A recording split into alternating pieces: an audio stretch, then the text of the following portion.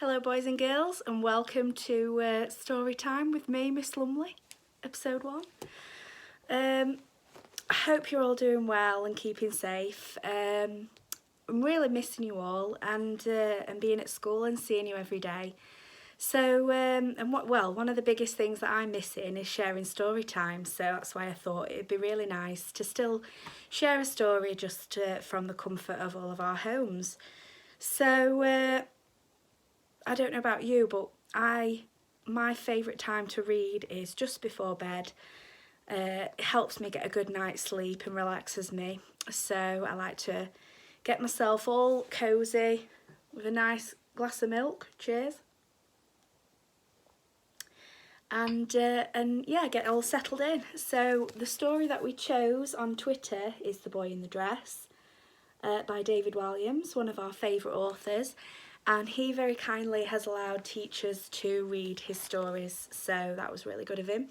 And this book, The Boy in the Dress, which is his first book, this one's special because it's actually illustrated by Quentin Blake, who we all know from the Roald Dahl stories. So there's lots of lovely pictures in here as well as the story. So we're just going to read a chapter or two every night, and hopefully it'll help us get a good night's sleep and get settled. So let's have a look. So on the first page we've got some lovely pictures.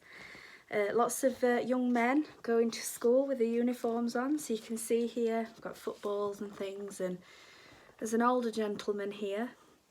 Could be a teacher. Looks a little bit like Mr. Richardson, that, doesn't it? There we go. And the next page we've got some more pictures. You've got some girls on this one looking very happy to be at school. So let's begin.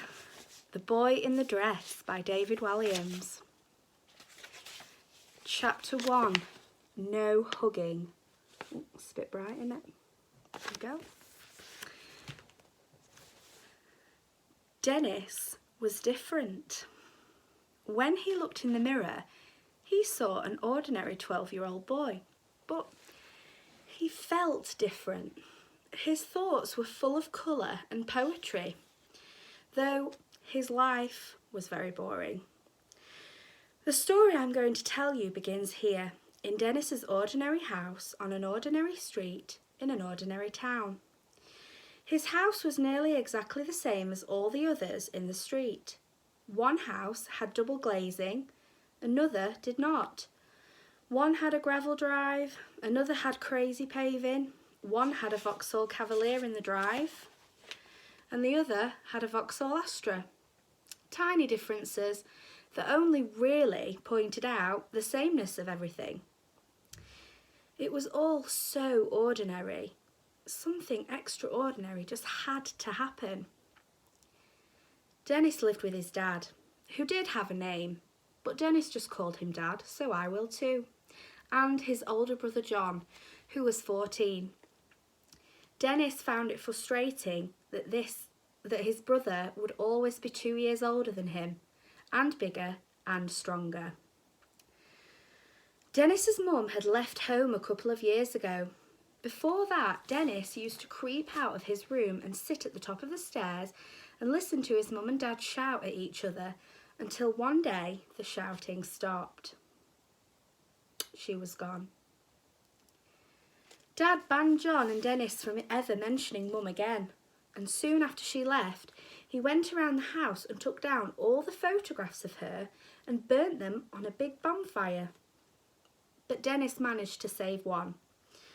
One solitary photograph escaped the flames, dancing up into the air from the heat of the fire before floating through the smoke and onto the hedge. As dusk fell, Dennis snuck out and retrieved the photo. And you can see there, look, Dennis looking a bit sad. He's having a look at his photograph that he's found that's a bit burnt. It was charred and blackened around the edges, and at first his heart sank. But when he turned it to the light, he saw that the image was as bright and as clear as ever. It showed a joyful scene, a younger John and Dennis with Mum at the beach. Mum wearing a lovely yellow dress with flowers on it. Dennis loved that dress. It was full of colour and life, and soft to the touch.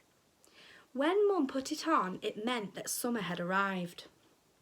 It had been warm outside after she had left, but it hadn't really been summer in their house again. In the picture, Dennis and his brother were in swimming trunks holding ice cream cones, vanilla ice cream smeared around their smiling mouths. Dennis kept the photo in his pocket and looked at it secretly every day. His mum looked so achingly beautiful in it, even though her smile was uncertain. Dennis stared at it for hours on end, trying to imagine what she had been thinking when it was taken. After Mum left, Dad didn't say much. But when he did, he would often shout. So Dennis ended up watching a lot of television, and especially his favourite show, Trisha. Dennis had seen a Trisha episode about people with depression and thought maybe his dad had that. Dennis loved Trisha. It was a daytime talk show where ordinary people were given the opportunity to talk about their problems or yell abuse at their relatives. And it was all presided over by a kindly looking but judgmental woman conveniently called Trisha. For a while, Dennis thought his life without his mum would be some kind of adventure. He'd stay up late, eat takeaways, and watch rude comedy shows. However, as the days turned into weeks, and the weeks turned into months, and the months turned into years, he realised that it wasn't an adventure at all. It was just sad. Dennis and John sort of loved each other in that way that they had to because they were brothers. But John tested this love quite often by doing things he thought were funny, like sitting on Dennis's face and trumping. If trumping had been an Olympic sport, he would have won a number of gold medals and probably received a knighthood from the Queen. Now, reader, that's you. You might be thinking that as their mum had left, the two brothers would be brought closer together. Sadly, it only drove them apart. Unlike Dennis, John was full of silent rage with his mum for leaving and agreed with Dad that it was better never to mention her again. It was one of the rules of the house. No talking about Mum, no crying, and worst of all, no hugging. Dennis, on the other hand, was just full of sadness. Sometimes he missed Mum so much that he cried in bed at night. He tried to cry as quietly as possible because he and his brother shared a room and he didn't want John to hear. But one night, Dennis's sobs woke John up. "Dennis! Dennis! What are you crying for?" demanded John from the bed. "I don't know. It's just, well, I wish Mum was here and everything," came the reply from Dennis. "Well, don't cry. She's gone and she's not coming back." "You don't know that." "She's never coming back, Dennis. Now stop crying. Only girls cry." And there's a picture of Dennis, poor old Dennis, crying, and John's there telling him not to cry. But Dennis couldn't stop crying.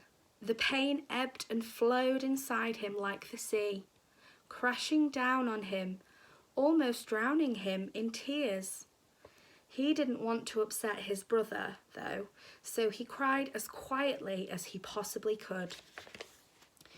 So, why was Dennis so different, I hear you ask? After all, this boy lived in an ordinary house, in an ordinary street, in an ordinary town. Well, I'm not going to tell you why yet, but the clue might be in the title of this book. And I'm going to leave that there for the first night, so we'll carry on with chapter 2 tomorrow, but until then, maybe we should be wondering then, why do you think Dennis is so different? And apparently it's got something to do with the title of this book. So, Have a good night's sleep then, guys, and I'll see you tomorrow. Bye.